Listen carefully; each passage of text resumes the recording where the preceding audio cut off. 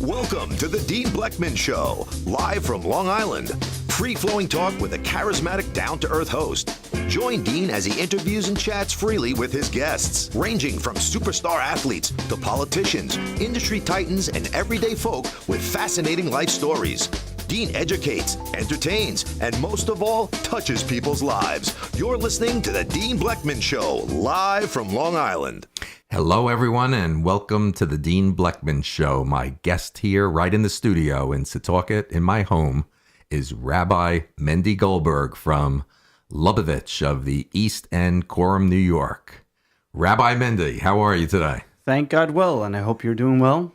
Hopefully I pronounced that correctly. Yes, Lubavitch, Chabad. As long as you said the Lubavitch one, the Chabad one gets a little difficult at times.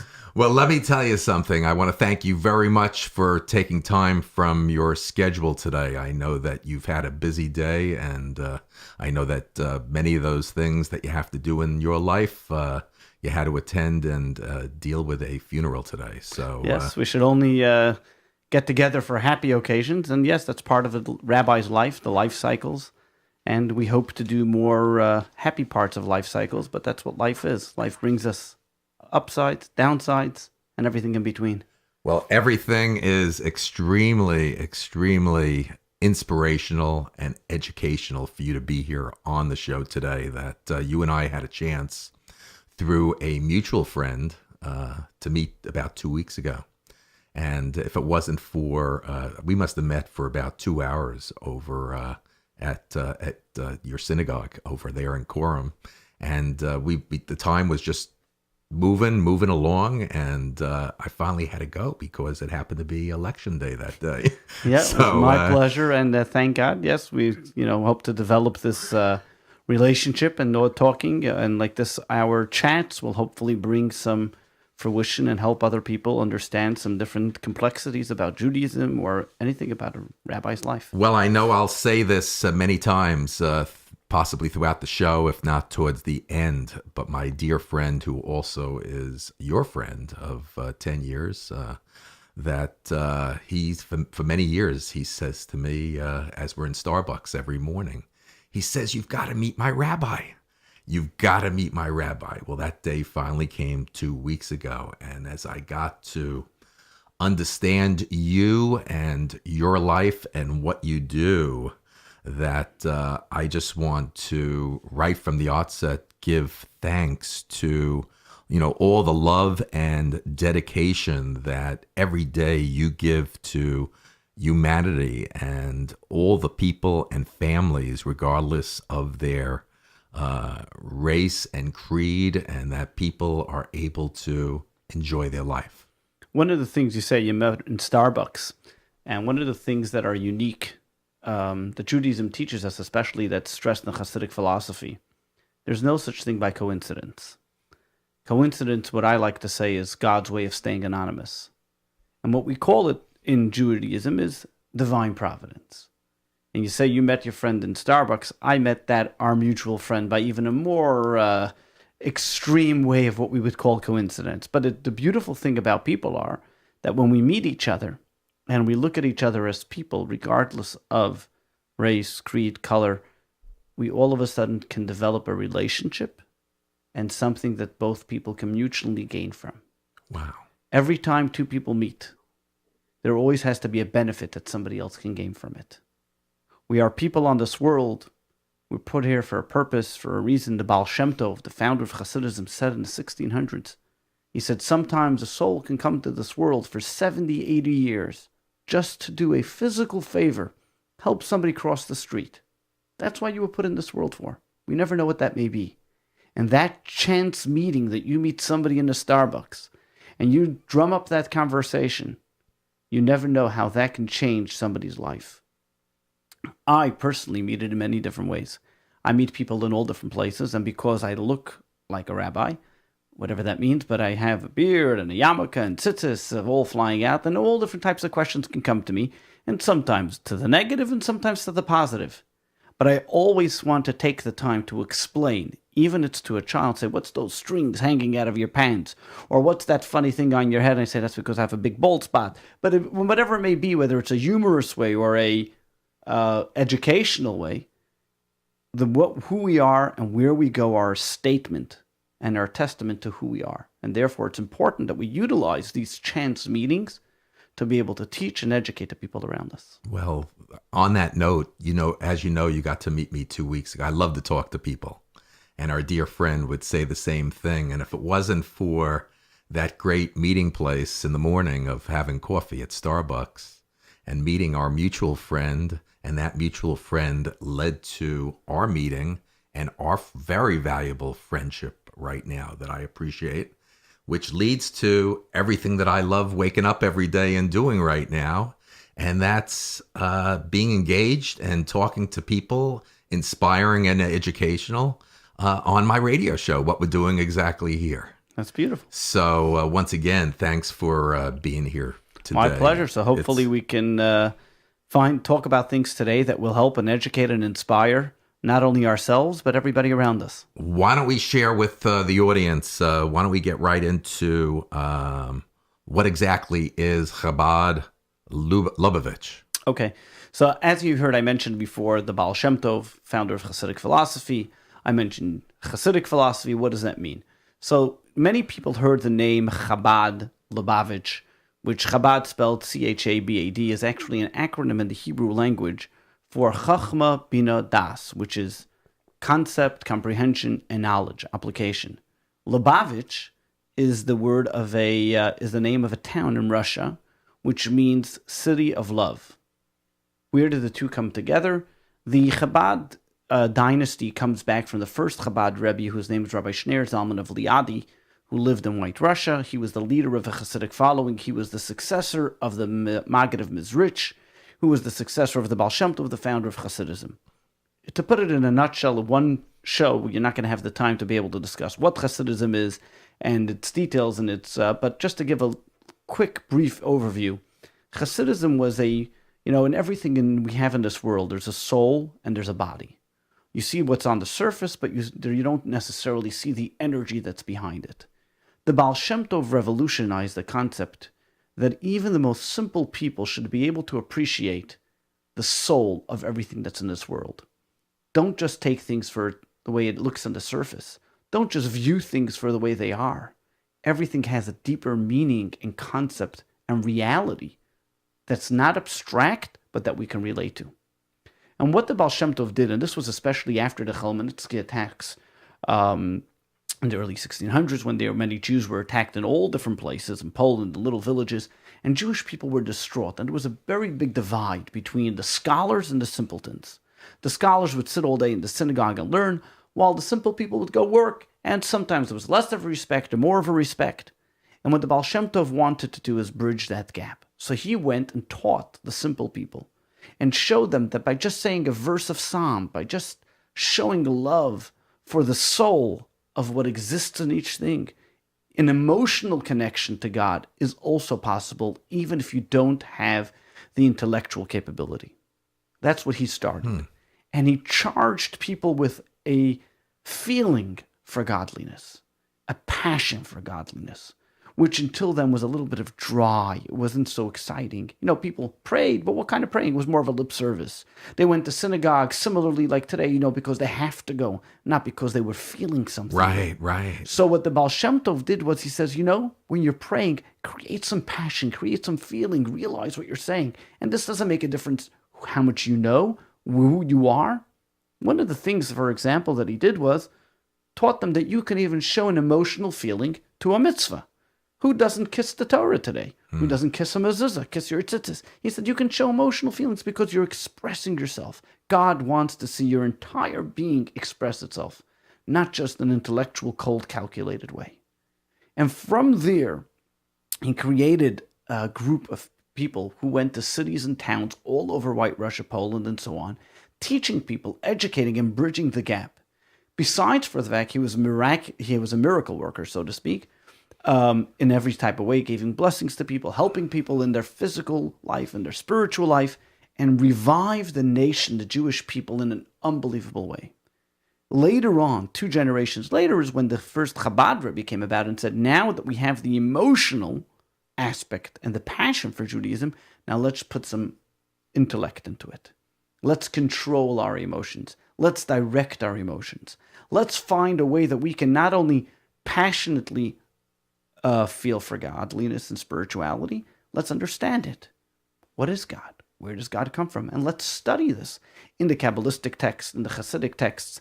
And he made that Judaism, that the soul, the esoteric of Judaism, should not just be for the scholars, but every single average person, by delving deeper into themselves, can have a close relationship with godliness, and this way perfect their inner self. In fact, the first book that he wrote, which we call the Tanya, which is the Bible of Chabad philosophy, talks about and discusses these ideas, how every single person, regardless of who they are, can have a relationship with God intellectually, spiritually, emotionally. You told me from the first time that we met, I'll never forget this. You said you and your wife Rochelle have this slogan that you say, bringing Jewish life to life, regardless of affiliation, the personal touch upon all. And I'll never forget that. And this came years later. And how did this all evolve to where we are today? And some people ask me, how did I end up in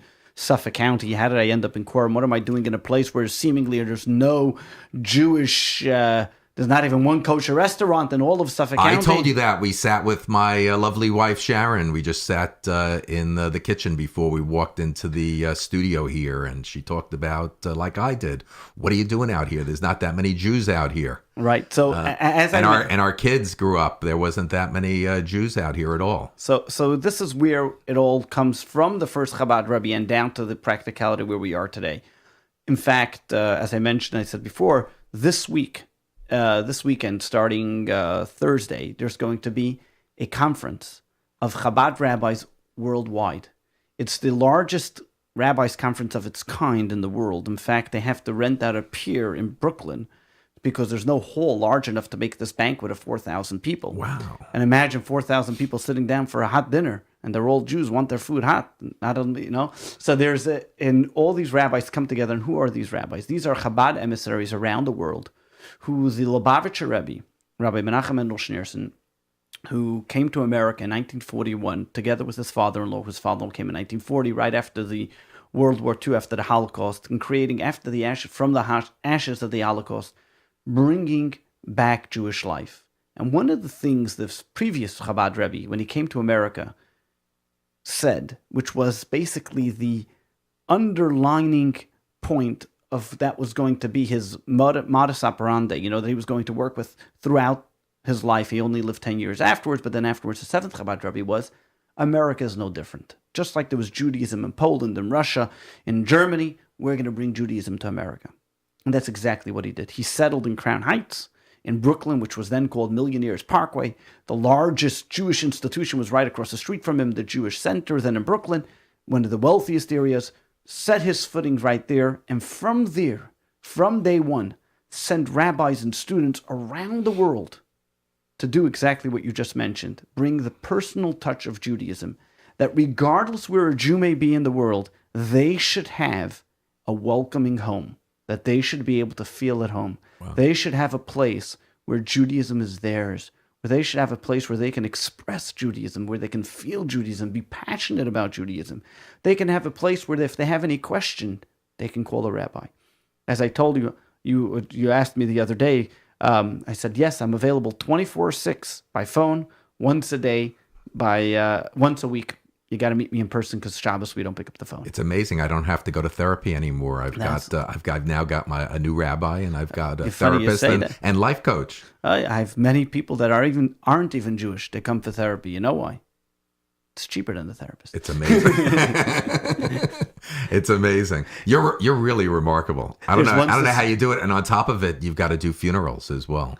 But we look forward to doing more births and funerals, But unfortunately, we live in unfortunately, whatever they may be, we live in a community where people are getting up older in age, and they know that when the time comes, they will have a rabbi there for them, regardless of what synagogue they've ever attended, regardless of if they've never attended a synagogue. We'll be What's so there for them. special? What's so special about you and the entire Chabad and Lubavitch movement, which is not only here domestically here in the United States, but huge worldwide, is once again everything that you expressed. Even my mom, if she was on this show with us right now, my dear 89-year-old mother that lives down in Delray Beach, still my hottest guest that I've had on the show. I'm sure. Her very first show when I launched this radio show back in late July, I think it was the 26th.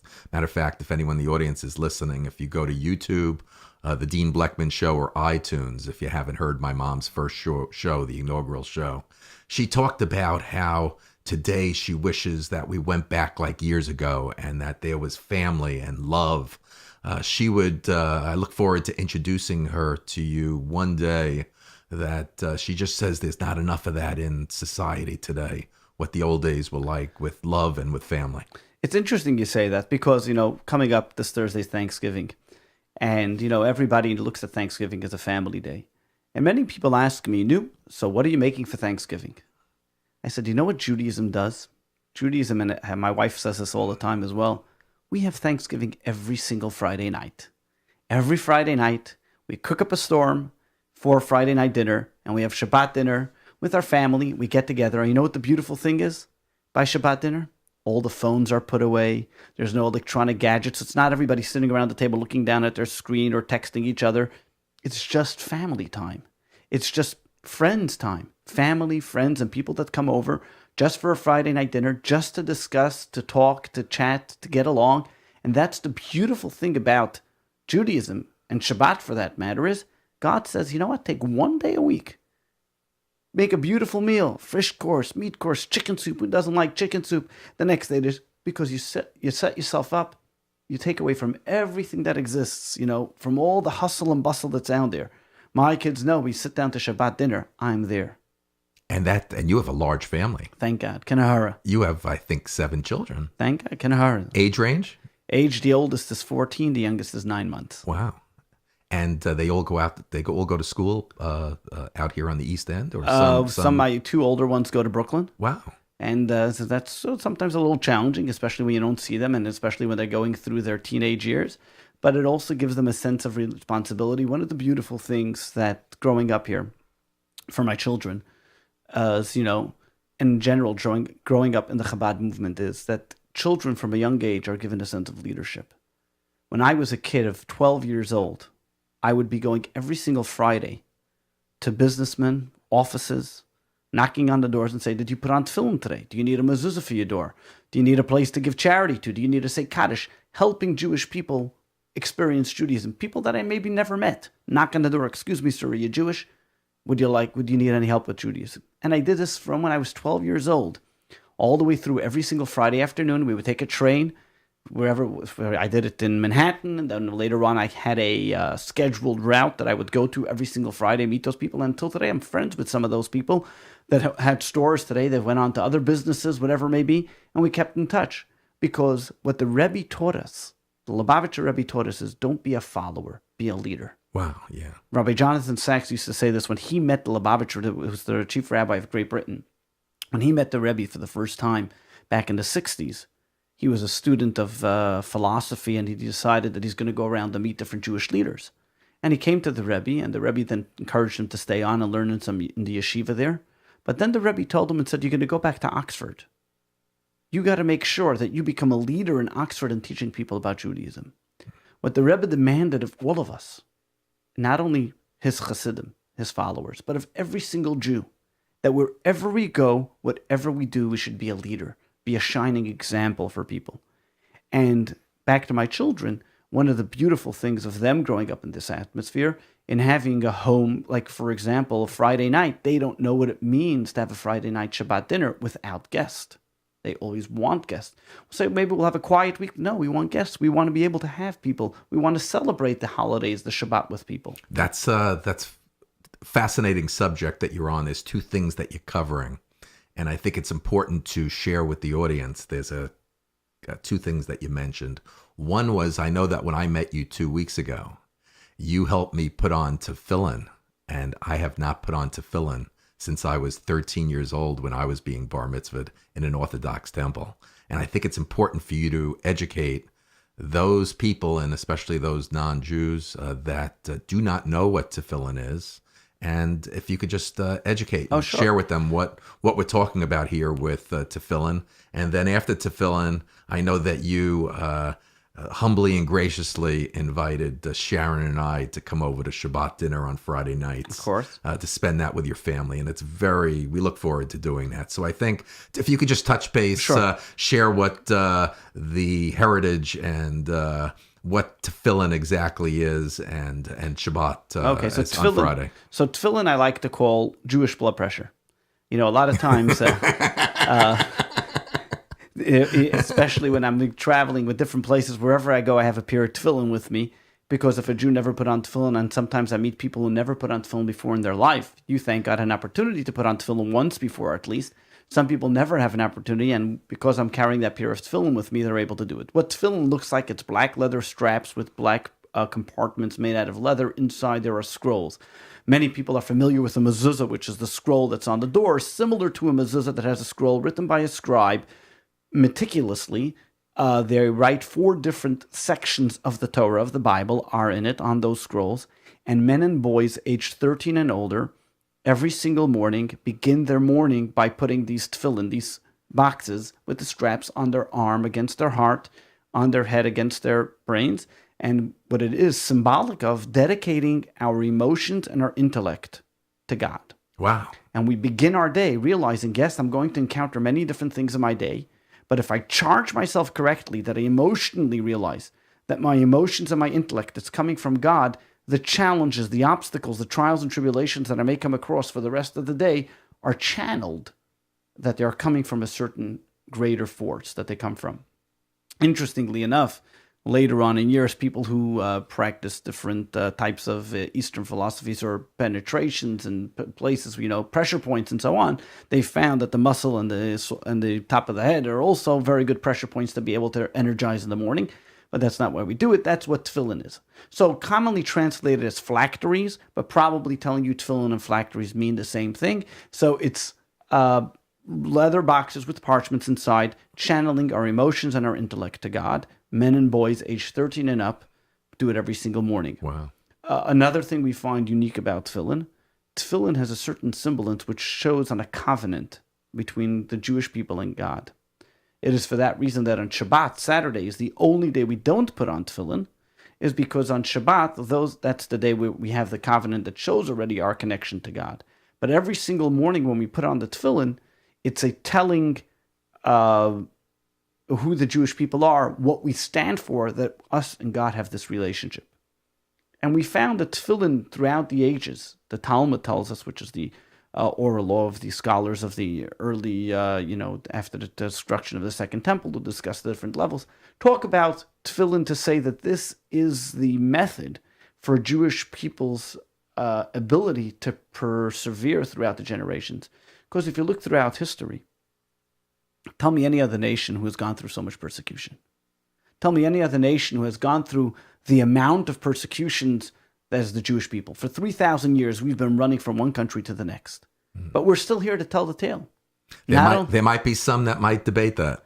Oh, even regardless of who they are, you go anywhere in the world, you'll find a Jew. Not only will you find a Jew, but anywhere in the world, you'll find the same exact Torah scroll, same tefillin, same mitzvah, same commandments, wherever you go. Because it's the Jewish people's perseverance of connecting and staying connected to those commandments which which we believe are ideals, which can never be severed, which keeps us going. And tefillin is one of those. Remarkable. And the same as the Shabbat. We took a picture together of when I put tefillin on 2 weeks ago. It's on your Facebook page. It was on Facebook, and if you go to the show's Instagram page, Dean Bleckman Show Instagram page, there's a picture of me with tefillin on. If anyone wants to see anybody has any questions about tefillin, you're more than welcome. You can go to Chabad.org, put /tefillin, you can see a to-do kit, you can email Dean, and you'll get more information about it. When you mentioned that, Rabbi Mendy, what if any of the audience or people want to reach you or learn more, where do you suggest they go to? We have a website. We have our website for our local Chabad house, which is jewishli.com, like Jewish Long Island, jewishli.com. And over there's a library. I always like to tell people that with one click, you have the entire Judaism in front of you. We have different tutorials, questions, answers, so you can always reach us through our website. It's jewishli.com. For the Chabad and general structure throughout the world, you can always go to chabad.org. That is actually, chabad.org is the first Jewish website ever to be on the internet. It was made, I think, back in 1986 or 88 when the internet first started, when you we didn't have the World Wide Web first came up. The first Jewish website was Chabad.org. So Chabad is up there in the technology. Fascinating. As well. Fascinating. How about the second thing you brought up? Shabbat. Shabbat. My friend tells me, our mutual friend tells me he comes over every Friday night for dinner. Well, besides having good food... He's a great friend, but he sounds like a chaza. No, God forbid. We always welcome guests. Well, besides having great food at a Shabbat dinner is not only about the food, but it's about the atmosphere. A Shabbat dinner is when the children come and the family sits together, guests come together, and we don't it's not a question about the food, of course, it's great food, because what's Jewish people, every Jewish holiday is there was a war, we won, let's party. But Shabbat dinner is more about that. The kids sit there and they tell us what they learned about in school about the Shabbat, what they learned about in school that week for the Torah reading. Wow. We sing songs. We talk about all different conversations. Of course, not politics, right? Because we want to make sure everybody's still getting along after the Shabbat dinner. The concept is camaraderie, family time, spending time together with family and friends, and great food. Chicken soup. Who hasn't had matzah ball soup? Chicken soup. That's chicken soup. This is everything that my mother spoke about. So anything what you do with Shabbat. Anything you can think. And you're going back as a kid growing up, we always knew there was a Shabbat dinner. My mother would be standing in the kitchen from Thursday night, Friday, all day.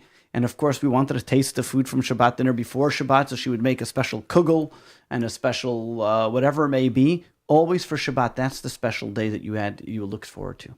Okay. Are you Orthodox or Hasidic? I'm Jewish. Wow. And people ask me, this is a very common question that I get, especially when they see me in not necessarily a formal setting. And the first thing they say, well, you're Orthodox. So I say, well, I'm Jewish. He says, well, I know you're Jewish. So yeah, but what kind of synagogue do we have? Our synagogue follows Jewish law, yes. So we therefore have men sit on one side, women sit on the other. And I do dress what people want to call in an Orthodox fashion, but I look at every single person as a Jew. That means every Jew, to me, 3 letters makes a difference. J, E, and W. Labels are for cans of food. Labels are for shirts. But as people, we have to look at each other for what we are. And as a Jew, we look at another person as a Jew. I tell people I sometimes have a Reformed temple with an Orthodox rabbi. In our synagogue, you have people who have never showed up to synagogue before, people that are coming every single week, people who know how to read Hebrew fluently and with beards and black hats, and people that don't know how to read Hebrew or know which way to hold the prayer book. Everybody's welcome. Everybody's treated the same. Everybody is there and put on the same level. So no matter what religion, minority, no matter what creed, black, white, no matter what you are, Asian, everyone is welcome in your house, in Lubavitch, Chabad. If we can help them, they're welcome. If you could help them, everybody is looked at as a Jew. Everybody's looked at for who they are. A Jew for a Jew, and if it's a Gentile, we're there to help the Gentiles in their way. Okay. Now that's one of the big misconceptions about Judaism in general. One of the beautiful things about Judaism doesn't proselytize. So nobody feels threatened by Judaism. Judaism, the only religion in the world that doesn't say, if you're not like us, you're doom and gloom. Every other religion, like it or not, whether it's Christianity, says if you're not a Christian, you're going to go to hell. If you're not a Muslim, you're going to burn in hell. Judaism says, if you're not a Jew, that's wonderful. As long as you're a good person, follow the 7 Noahide laws, be an ethical, moral person, you're doing great. If you're a Jewish person, you have your set of laws to follow and do them so you be great too. To be a good person, you don't need to be a Jew. Right, right. To be a good Jew, you don't need to be Hasidic. You don't need to be Orthodox. To be a person, you need to follow, you have to be the best person you can be. And what we do at Chabad, what we do in our Chabad house, when I meet people, I try to make them the best people they can be. I try to help them find their inner desire to be the best person they can be. I mean, how many people today, 24/7 in your life, day to day, hour to hour, week to week, month to month, that you're giving love and dedication to humanity?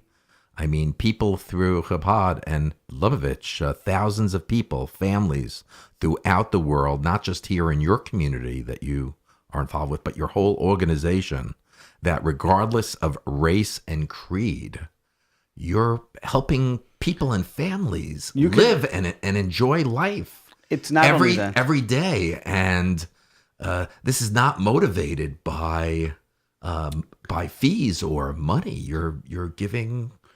Good question. Giving your heart and love to this. You're right. It's not motivated by fees and money, but of course, the story about the rabbi who puts an opinion, comes into a synagogue and he says, "Hey, when a child starts to walk, what happens first? First he crawls." And they said, "Yeah, let's crawl." And he said, "Then walks." He says, "Let's walk." And then he says, "To run." He says, "Yeah, but to run you need money." I'll do better than that. I'll never forget my favorite. You're too young. You were a baby then. But my favorite stand-up comedian, Jackie Mason. I remember him. I'm not. Come on, you were a baby. Jackie Mason, great. Just super.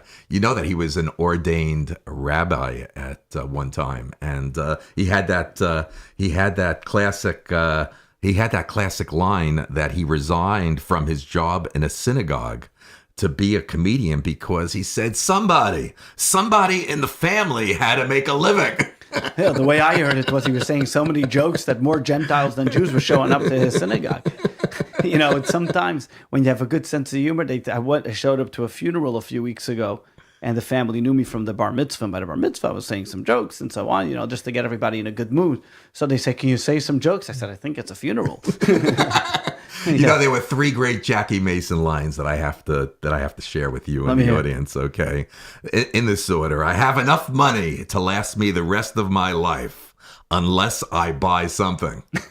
Jackie Mason also said, "It's no longer a question of staying healthy; it's a question of finding a sickness you like." Classic. His last one was 80% of married men cheat in America. The rest cheat in Europe.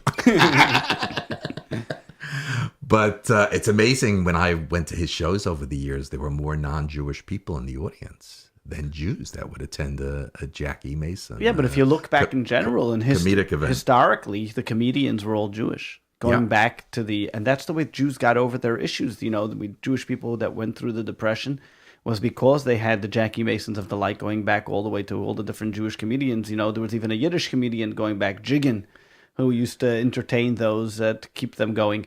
But, even in Judaism, and that's what Hasidism, when we talk about in our Chabad house or in Chabad houses around the world, one of the beautiful things are that Judaism is not... sometimes people look at Judaism as controlling, or Judaism as tormenting, or Judaism as something which is tight-fisted. You can't do this, you can't do this, you could do this, you can't do this. We celebrate Judaism. Judaism is happy. Judaism is beautiful. There's nothing... Yes, there are certain restrictions, but you know that those restrictions actually make you a better or stronger person. When you're restricted in a relationship, does it say, "Oh, what can I do? I'm restricted," or does that make you a stronger relationship, a better relationship with your spouse? And that's what Judaism celebrates life. Judaism is not all about the downs, it's more about the ups. And what we strive to do and teach people and educate people about is about celebrating life, celebrating the uniqueness of who they are, celebrating the beauty of Judaism. And you mentioned before about helping people regardless of race and creed. I just wanted to touch upon that. Was, Chabad around the world doesn't just help people learn about Judaism. If you'd look, going back to Katrina, go back to the tsunami in Thailand, Chabad was on the forefront of helping, whether it was Jews or non-Jews, wherever they were, getting them just their basic necessities. And, and Jewish people around the world know, especially Israeli backpackers that go to all these different, the third world countries, that if they need a place to find respite, or if they need a place to contact home, it's a Chabad house that's going to help them. So is there anything more on historic background or tying into historic background, as well as how do you relate with the secular Jew if you are Hasidic? Okay, good question, because many people think, and this is one of the common misconceptions, and I'm glad you brought that up, I can't come to that synagogue. That's a Orthodox Hasidic. Probably everybody in there has long payas and everything else. And one of the people who broke that divide, and the credit goes to the Lubavitch Rebbe. The Lubavitch Rebbe, for 6 years, just one period of his life that you were able to see it clearly and it's all videotaped, for 6 years stood, he was at that time 88 years old or 87 years old, stood for 6 hours at the entrance of his office, and every single day people would come by. I'm sorry, not every Sunday. For 6 hours, people would come by and he would give them $1. Now, the people that came by, it didn't make a difference if they were Jewish, not Jewish, Hasidic, not Hasidic, secular, religious. He looked at every person as a person. And why did he give them $1? And he explained as follows. He said, I'm giving you $1 because when two people meet, a third person should benefit from it. Wow. He didn't make a difference who it was. And the Rebbe was instrumental in implementing that into us as people, into us as his followers, into us as being leaders. And he said, when you meet a person, it doesn't make a difference. There's no such thing as secular, religious. Some people do more, some people do less. Some people haven't had a chance. And he viewed as every single person as a unique person that God brought into this world. And the very fact that you were born means that God means you matter, that you're here for a reason. I'll tell you a quick story. The story happened with a rabbi, a Chabad rabbi by the name of Manis Friedman. You can see he's a big educator, thinker, and also social, helps people in many different aspects of life. And once there was this teenager who was on the brink of suicide. He was in the hospital. They brought all psychologists in all kinds of shapes to talk to this teenager to get him out of suicide. And he was refused to speak to anybody. Refused. I don't even know if he was Jewish, but and they called, the rabbi was there, so they called the rabbi, said, Rabbi, maybe you can talk 2 cents into this kid. Okay. Rabbi tries, last resort, nobody else, psychologist, therapist, nobody else will talk to him in any sense. He walks into the kid's room in the hospital, and the kid looks at him and says, okay, so you're going to tell me also what kind of disaster I am to society and why I should save the kid says, you're going to tell me also why I should save my life and how my mother loves me and all the wonderful things? Tells me no. I'm not going to tell you that. I'm going to tell you that you're a teenager who's just making everybody crazy and you just don't care. You're a total idiot. What you? She says, really? Is that what you're going to tell me? She says, so then why shouldn't I kill myself if I'm useless? He says, yes, you may be useless to me. Yes, you may be useless to your mother because since you don't get along. Yes, you may be useless to your therapist because since they can't find a way to talk sense into you. But you know what? God put you here. So you're useful. Wow. The very fact that you're alive means that you have a purpose. Powerful story. So maybe I don't know the reason, but the very fact that you're alive tells us that there's a purpose. And that kid took off his shackles, so to speak, and was willing to speak, and afterwards they got into a conversation. Sometimes we look at people, and I'm giving a class now, a course I think I told you about. It's called How Success Thinks. Yes. And with this course, it's a great course. We give different classes. We have at the synagogue every Tuesday night. At 7:30, we have a class, and always on different subjects. But this one's about success. And one of the things that we talk about in the class, and the first thing was that we are trained as people, our education system, our life, is there's 2 types of virtues in life. We call them resume virtues and eulogy virtues. Most of our life, we're chasing resume virtues. Virtues which, looks good. I went to this college. I've accomplished this job. I've been that successful. I made X millions of dollars, and therefore I'm this and this alone. Very rarely do we look into what people are going to think about you. What's your obituary going to say? What kind of person are you? What kind of life did you live? Did you make a difference in the people around you? Right.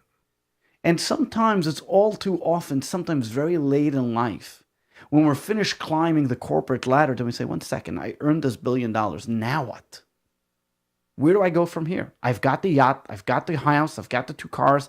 I've got the luxuries. But now, with Judaism and what we endeavor as a rabbi when I meet people is to help them Don't wait that late. Wow. Where do you see, how can you make your life better as a person? What impact can you make on your family, on your spouse, on your children? What are you doing as a person? How can you be a better you? I don't need you to be the next. There was once a great chassid, his name was a great rabbi, his name was Reb Zusha Vanipel. He says, when you get up to heaven, they're not going to ask you why you weren't like Moses. They're not going to ask you why you weren't like King Solomon. They're going to ask you why you weren't you. Wow. You got to be the best you can be. And that's what I tell my kids. That's what I tell myself. When I get up in the morning, and that's why you ask me when I see a secular person or a non-secular person, an observant person, I see a person for who they are. I look at the person, I try to help them be the best person they can be. If it means nudging them a little bit in the way of to do another mitzvah, great. If it means making them a better spouse, making them a better father, a better mother, a better brother, that's what we got to do. Every person has their challenges, and none of us have our challenges alike. But you know what? None of us have our talents alike as well. We are all uniquely gifted by God. Nobody in this world can take that away from us, and nobody else has it. So our job as people is to bring the best out of other people. It's just amazing that everyone is welcome in your house and in your synagogue, and you will help anyone. Try our best. And you look at people for who they are, and every day you're helping people. We try that. That's what we look forward to. It's a wonderful thing. We look forward to helping people, and if we can do what we can to help somebody, even if it's just a little bit, that's our greatest pleasure. So does this tie in a little bit with what is the mission for humans here on Earth?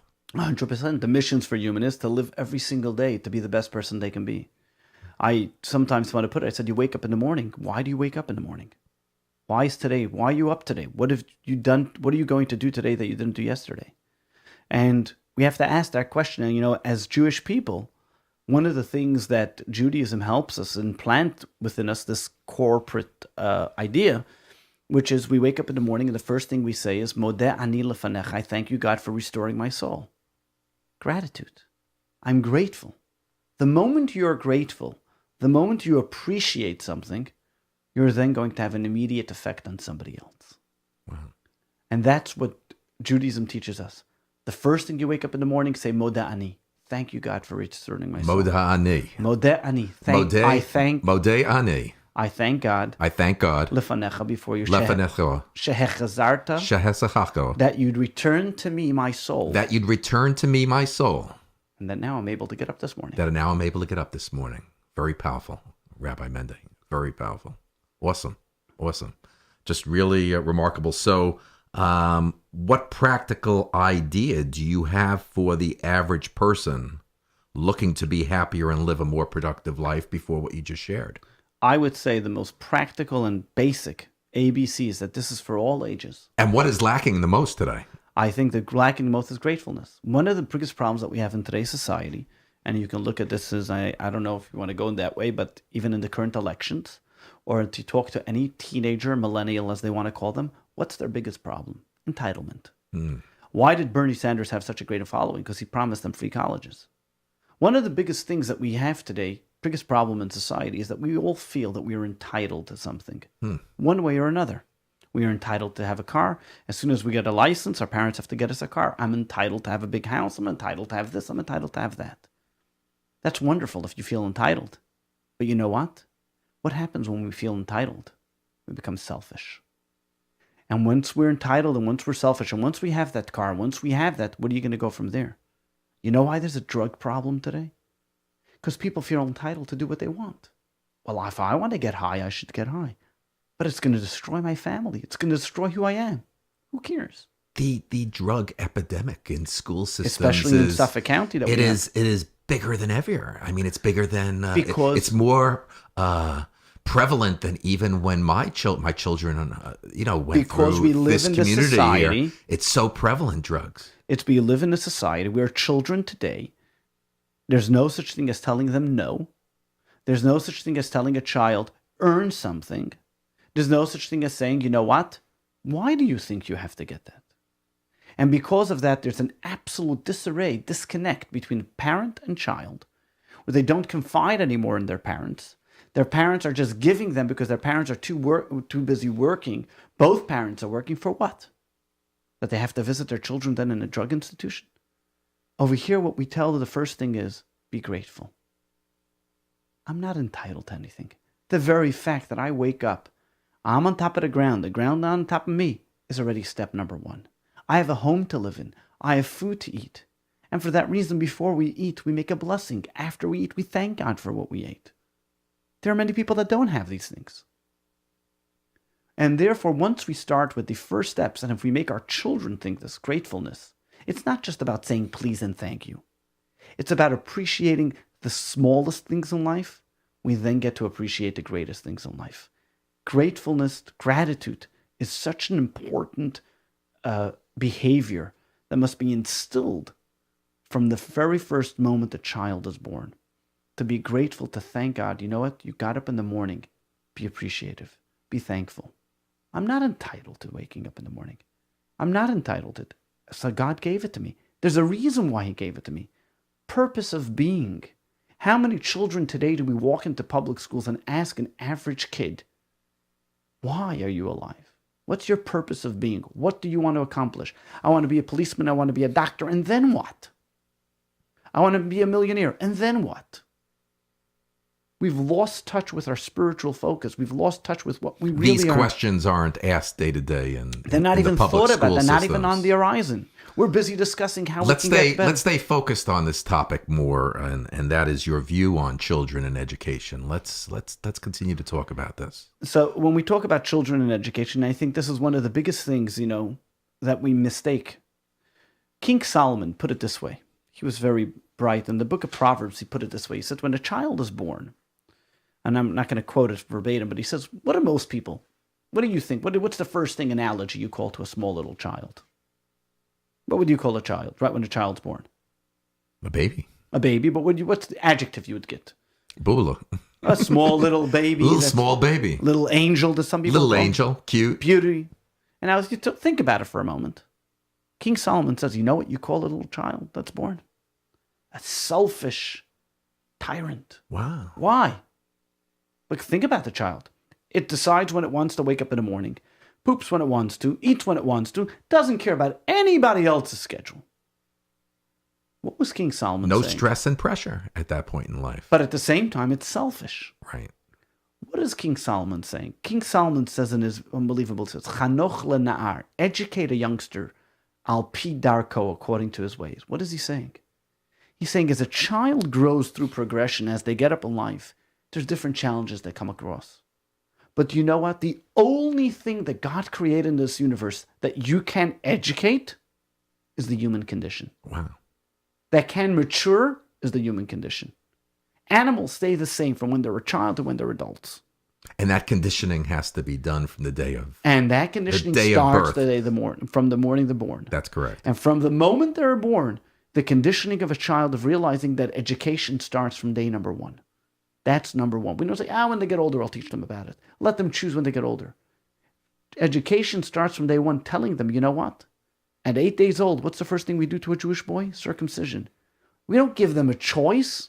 We say you're connected to God by virtue of being born. Education starts from day one, but education, not only an education of controlling, so to speak, of teaching them positive behaviors, teaching them to appreciate what they're given, teaching them to realize gratitude, gratefulness. Don't take anything for granted. Every single day of your life, you have something to look forward to. Today, you're 1 year old. What are you going to do when you're 2 years old? When you're 3 years old?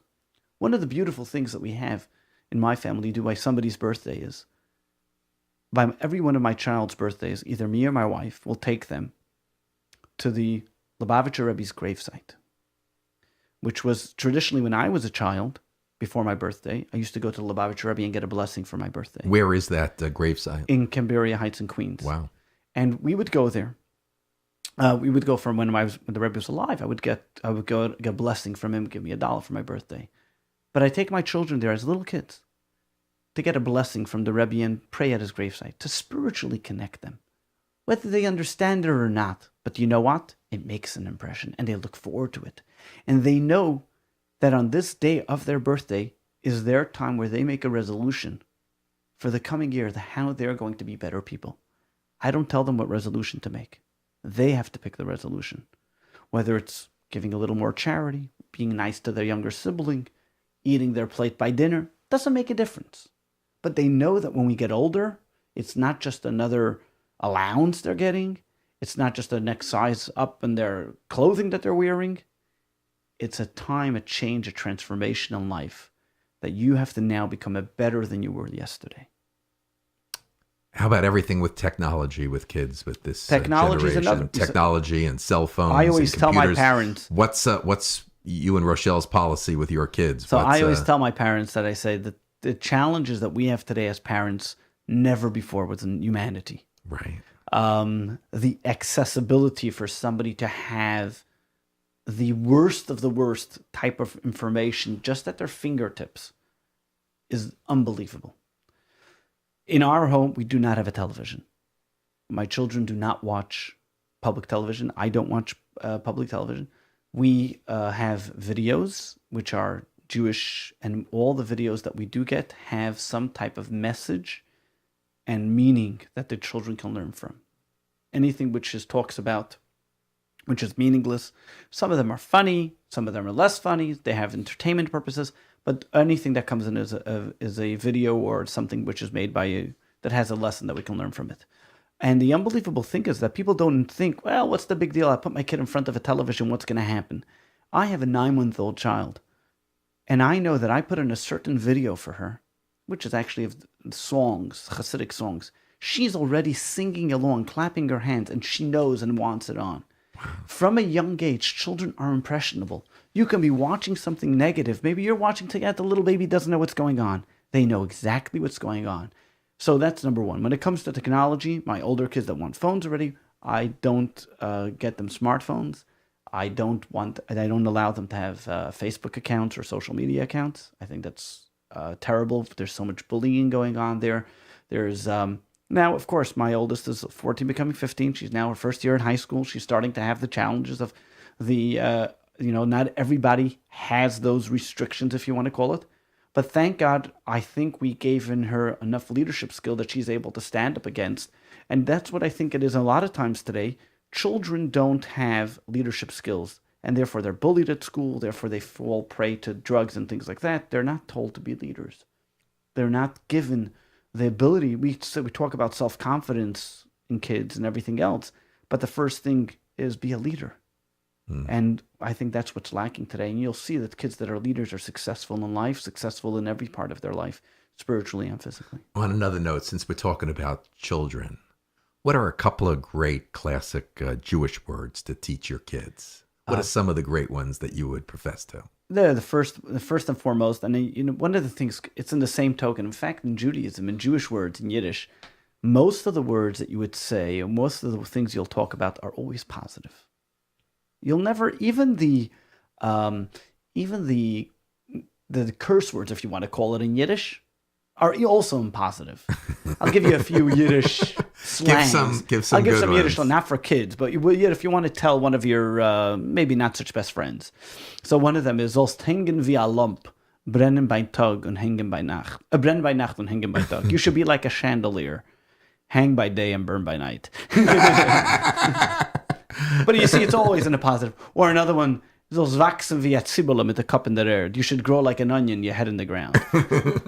Or these are all different. Or these are all different lines that they say in Yiddish. But that my grandmother would always. So say. for kids, it might be some Jewish words might be schlepp, meshugana, schmutz, kvel, some you want words a kvel. like that. You right? don't want the schlepp and the schmutz. You want the kvelling. You want the kvelling is more.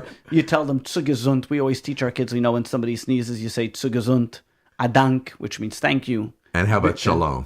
Shalom, you see, that's another thing. In Judaism, take a word like shalom.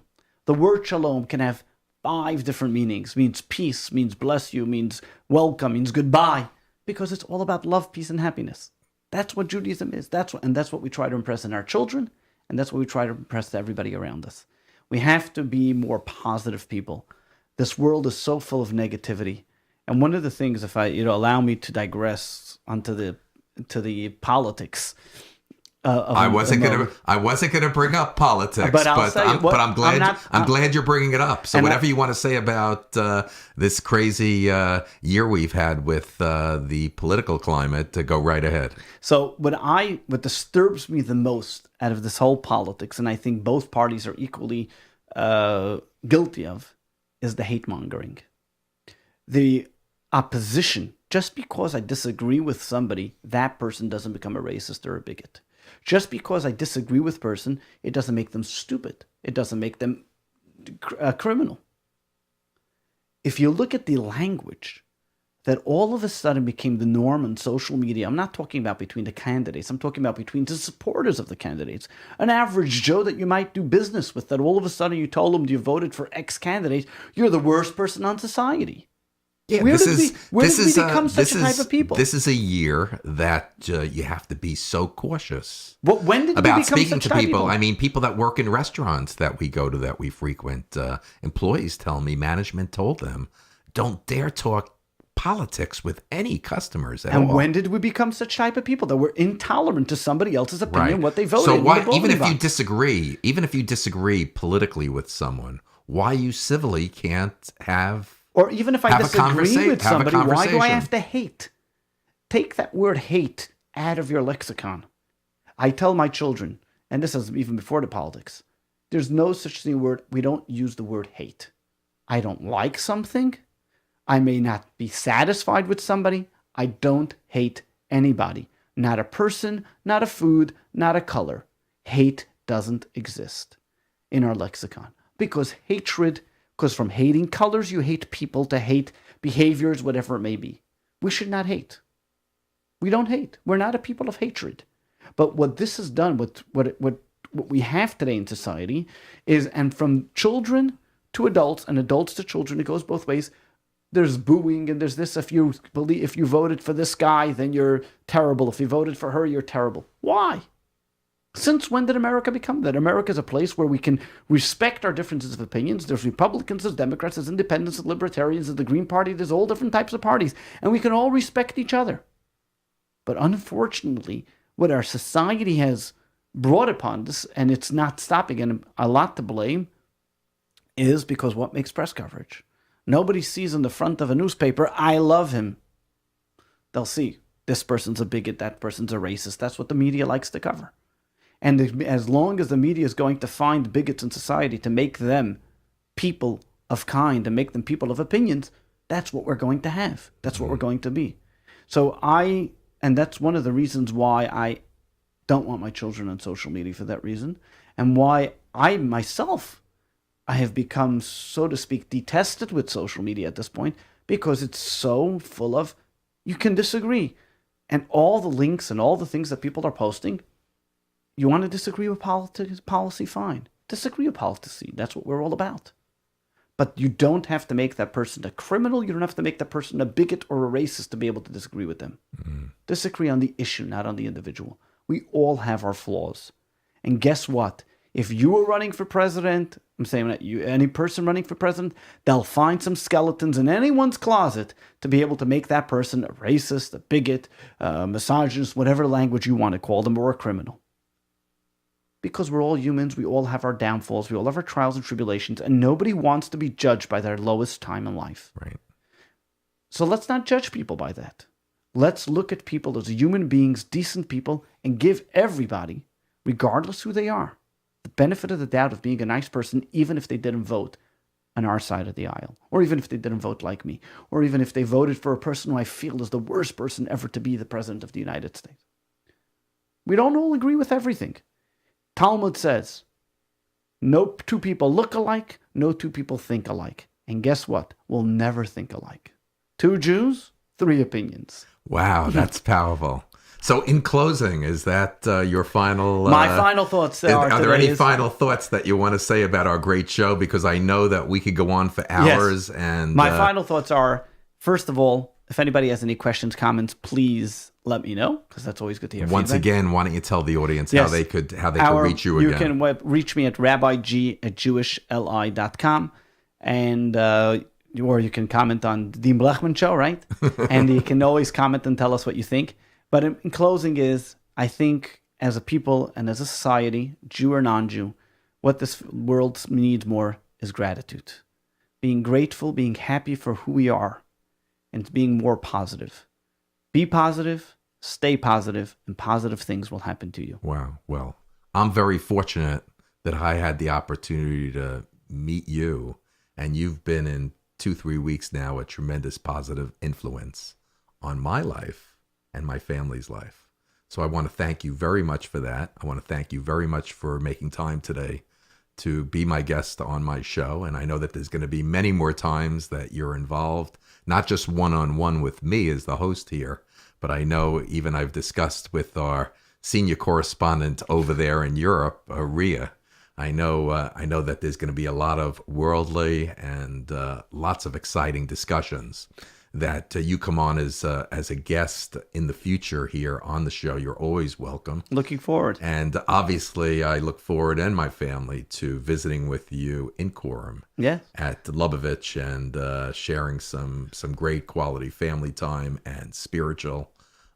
Thank you very much for being here today. My pleasure. And as I said, we don't always have to agree, as long as we still love each other. That's right. On that note, I want to hear from all our listeners. Listeners can reach out to us with the free text number for U.S. residents at 631-372-8849. We'd love to hear from all of you. Include your name and location, and we will mention you on the show. Please don't forget to like us on Facebook and to hit the subscribe button on the show's YouTube channel. If you'd like to leave a comment, use the box below. And also, recently, the Dean Bleckman Show is now on iTunes, and you could download and listen to all the shows off the iTunes platform. If you'd like to share your story or any ideas and be a guest on the show, please go to deanbleckman.com and email me directly. I would like to thank all my listeners for being with us today. From all of us at the Dean Bleckman Show, have a great day. You've been listening to the Dean Bleckman Show, live from Long Island, New York. From all of us here, we'd like to thank you for tuning in. We look forward to hearing your comments via Facebook, Twitter, Skype, and email. And don't forget, you can visit the webpage anytime for the up-and-coming guest list. From all of us here, have a good evening.